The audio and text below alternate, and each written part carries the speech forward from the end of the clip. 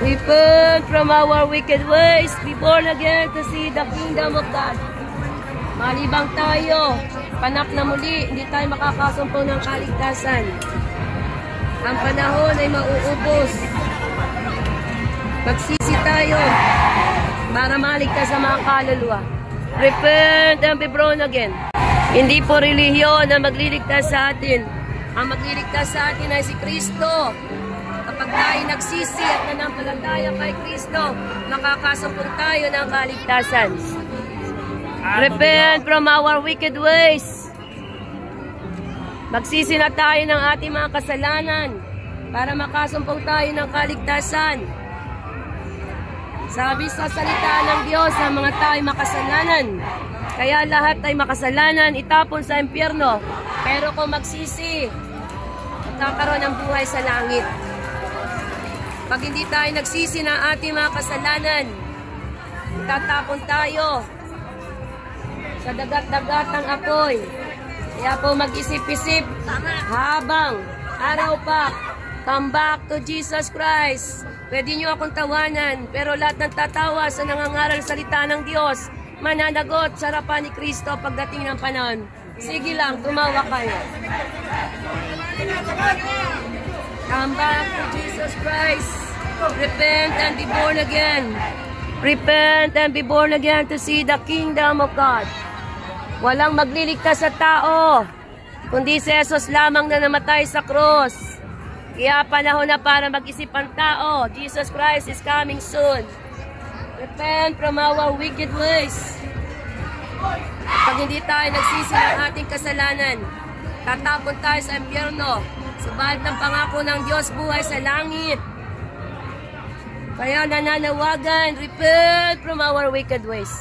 Come back to Jesus Christ, be born again to see the kingdom of God. Hindi relihiyon ang magliligtas, kundi yung tanggapin natin si Jesus, manalig manampalataya. Maraming tao itatapos sa impyerno kapag hindi nagsisi. Dahil ang mga tao ay makasalanan, the Bible said, kaya repent and be born again, para hindi po natin maranasan na itapon sa impyerno. Ang mga kasayahan ay lilipas, subalit ang kaligtasan mananatili. Maliwanag ang John 3:16. Gayon na lamang ang pag-ibig ng Diyos sa sanlibutan. Kaya isinugo si Jesus. Kaya po, ito yung panahon na tayo manumbalik na sa Diyos. Manumbalik na sa Diyos habang araw pa. Come back to Jesus, repent and be born again para tayo makasumpong ng kaligtasan. Hindi po biro ang impyerno at ang impyerno doon itatapon ng mga tao.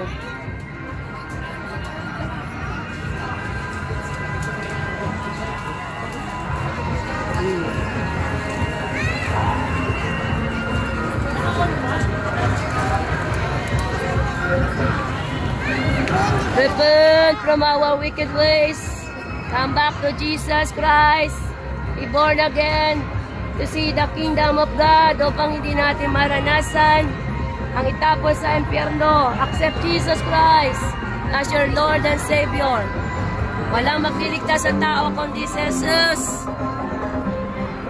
Only Jesus Christ can save us. Hallelujah. Thank you, Lord.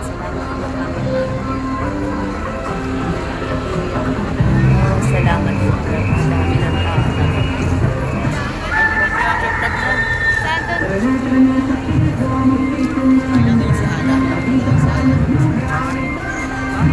Magsisi tayo ng ating mga kasalanan upang makasumpong tayo ng kaligtasan. Maraming pupunta sa impyerno kapag hindi tayo nagsisi ng ating mga kasalanan. Dahil sinabi sa salita ng Diyos ang lahat ng tao ay makasalanan. Subalit ang isang tao na magsisi, manampalataya kay Jesus, makakasumpong ng buhay sa langit kapag namatay. Wag na wag po kayong mamatay nang walang Kristo, diretso sa impyerno. Manampalataya, manalig. Dahil hindi nyo gugustuhin na itapon kayo sa kumukulong asumbre. Kaya, now is the day of your salvation. Repent from our wicked ways. Repent. Ama, sa pangalan ni Jesus, salamat po sa hapong ito na mga tao'y abala sa mga kabundong bagay. Loobin mo po na makatanggap sila ng kaligtasan. Patawad po dahil marami po ang bulag sa katotohanan. Pagpalain mo po ang mga taong ito at ingatan sa kanilang pag-uwi. Nawa po isang araw bago ka dumating, sila ay makasumpong ng kaligtasan na handog mo. Kapagan mo po ang tao, Panginoon.